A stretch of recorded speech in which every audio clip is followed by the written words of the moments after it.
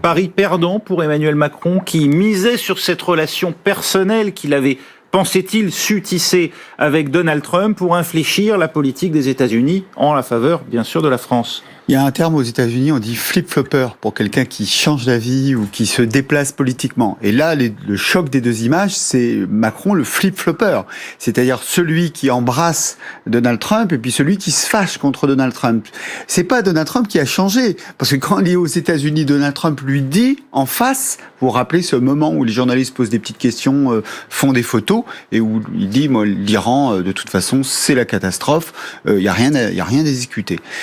Donc c'est aussi, pour savoir les conséquences politiques, on sait que la politique étrangère pèse pas tellement sur la réélection ou non d'un président dans n'importe quel pays, mais pour que cette mémoire, pour interroger la mémoire de ces deux images, il faut penser surtout évidemment aux résultats économiques d'Emmanuel Macron. Si les résultats sont très bons, ils oublieront peut-être la politique étrangère. Si les résultats sont mauvais, ils pourront dire, en plus, il était à l'étranger et puis il n'a pas récolté grand-chose. De très belles images pour le pays, mais pas grand-chose. C'est la différence avec Donald Trump, parce que Donald Trump, lui, il va au bout de ses promesses de campagne. Dans quel contexte ?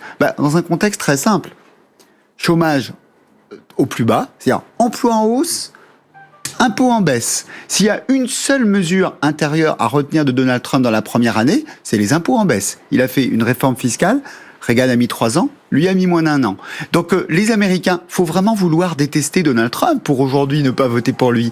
Il est à 50-50 Donald Trump, c'est-à-dire que dans quelques mois, si ça continue, il aura un matelas peut-être supérieur à ce qui lui a suffi pour gagner. Et quand on prend l'économie, il est à 51% de popularité. Vous savez que l'économie, contrairement à la politique étrangère, c'est ce qui fait voter les Américains. 44% des Américains sont en défaveur de Donald Trump. Donc il a là une opinion minoritaire contre lui sur la question économique.